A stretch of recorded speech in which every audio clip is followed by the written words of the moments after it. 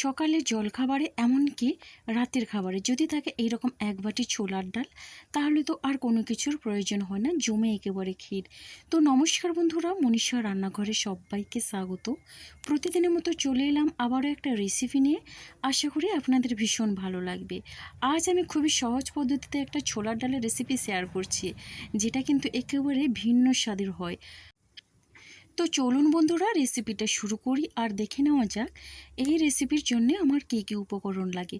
তো প্রথমেই দেখুন, এখানে 1 কাপ পরিমাণে ছোলার ডাল আমি ওভারনাইট ভিজিয়ে রেখেছিলাম, আর ডালটা কিন্তু খুব সুন্দরভাবে ভিজেছে। এখন এই ডাল থেকে আমি জলটা ঝরিয়ে নেব। তো এখন দেখুন, জল কিন্তু ঝরানো হয়ে গেছে ডাল থেকে। এবার এই ডালটা সেদ্ধ করে নেব। তো তার জন্য একটা প্রেসার কুকার নিয়েছি, আর কুকারের মধ্যে সমস্ত ডালটা আমি দিয়ে দিলাম। তো হাতে যদি সময় না থাকে তাহলে এটা 3-4 ঘন্টা ধরে ভিজিয়ে রাখলে হবে। তো দেখুন, এখন আমি ছোলার ডালটা প্রেসার কুকারের মধ্যে দিয়ে দিলাম, আর এখন আমি ডালের মধ্যে দিয়ে দিচ্ছি জল। তো এখানে আমি 1/2 কাপের মতো জল দিলাম, আর জলটা দেওয়ার পরে একটু মিশিয়ে নিচ্ছি।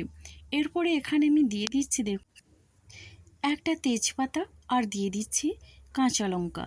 তো এখানে 2টো কাঁচা লঙ্কা এইভাবে আমি ভেঙে দিয়ে দিচ্ছি, আর দিয়ে দিচ্ছি এখানে লবণ। অল্প পরিমাণে লবণ দিলাম, পরে কিন্তু আমি লবণ এই রান্নাতে আরও অ্যাড করব। তো তার জন্য কিন্তু বেশি লবণ আমি দিলাম না, জাস্ট ছোলার ডালটা সেদ্ধ করার জন্য যতটা পরিমাণে লাগে। এবার লবণটা দিয়ে মিশিয়ে নিয়ে ঢাকনা দিয়ে দিচ্ছি। এখানে ডালটা সেদ্ধ হতে বসিয়ে দিলাম। দেখুন, ততক্ষণে আমি একটা মশলা করে নিয়েছি। তো মশলার জন্য মিক্সি জারের মধ্যে কয়েক টুকরো নিয়ে নিলাম আদা, 3টে কাঁচা পাকা লঙ্কা নিলাম, আর নিয়েছি একটা টমেটো এইভাবে কেটে নিয়েছি। এরপরে দেখুন 1 চামচ পরিমাণে দিয়ে দিলাম জিরে, আর দিয়ে দিচ্ছি এখানে ধনেপাতা। তো এটাকে কিন্তু বিলেতি ধনেপাতায় বলে। এটা কিন্তু প্রত্যেকের বাড়িতে কম বেশি হয়ে থাকে। তো দেখুন, আমি কিন্তু এই পাতাটা ধুয়ে নিয়েছি, আর এখন এই পাতা কেটে দিয়ে দিলাম। মশলাটা কিন্তু আমার রেডি হয়ে গেছে। এবার আমি প্রেসার কুকারে ঢাকনাটা খুলে আপনাদের দেখিয়ে দিচ্ছি। দেখুন, এখানে কিন্তু ডালটা খুব সুন্দরভাবে সেদ্ধ হয়েছে, একেবারে গলে যায়নি, সেদ্ধ হয়েছে কিন্তু গোটা গোটা আছে। তো এই রকম করে কিন্তু ডালটাকে সেদ্ধ করে নিতে হবে। এখন ডালটা ওই পাত্রের মধ্যে আমি নিয়ে নিয়েছি, আর দেখুন ডালটা আমি দেখিয়ে দিচ্ছি আপনাদের, খুব সুন্দরভাবে কিন্তু সেদ্ধ হয়ে গেছে।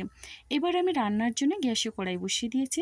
কড়াইয়ের মধ্যে দিয়ে দিলাম কিছুটা পরিমাণে সর্ষের তেল, আর তেলটাকে প্রথমেই বেশ ভালোভাবে গরম করে নেব। এখানে কিন্তু আমি সর্ষের তেলেই রান্না করছি, আপনারা চাইলে কিন্তু সাদা তেল দিয়েও রান্না করে নিতে পারেন, তবে সর্ষের তেলে রান্না করে বেশি একটু টেস্টি হয়। আর এখন এখানে ফোড়নে দিয়ে দিচ্ছি একটা দারচিনি, সেই সঙ্গে 2টো এলাচ, আর লবঙ্গ আছে, আর আছে জয়িত্রী, আর কয়েকটা গোলমরিচ, 1/2 চামচ পরিমাণে জিরে দিলাম, সেই সাথে একটা শুকনো লঙ্কা দিলাম। এবার খুব সুন্দরভাবে নাড়াচাড়া করে ফোড়নটাকে একটু ভেজে নেব। এখন কিন্তু মশলা থেকে খুব সুন্দর একটা ভাজা ভাজা গন্ধ বেরিয়েছে। তো এই পর্যায়ে এখানে বেটে রাখা মশলাটা দিয়ে দিলাম, আর মশলাটা দিয়ে বেশ ভালোভাবে মিশিয়ে নিচ্ছি। গ্যাসের ফ্লেমটা কিন্তু এখানে মিডিয়ামে রেখেছি। বন্ধুরা, আপনারা তো অনেক রকমভাবে ছোলার ডালে রান্না করে খেয়েছেন, তবে আজকে আমি যেভাবে রান্না করছি অবশ্যই একবার হলেও ট্রাই করে দেখতে পারেন। এখানে এবারে দিয়ে দিলাম হলুদের গুঁড়ো 1/2 চামচ পরিমাণে, আর দিয়ে দিলাম এখানে কাশ্মীরি লাল লঙ্কার গুঁড়ো 1/2 চামচ পরিমাণে।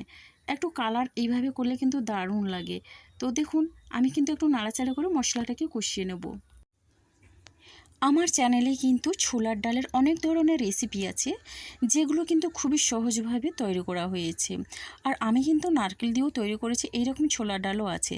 তো দেখুন, আপনারা চাইলে দেখে আসতে পারেন। আর এখন আমি অল্প পরিমাণে জল দিয়ে দিলাম, 1/2 কাপের মতো।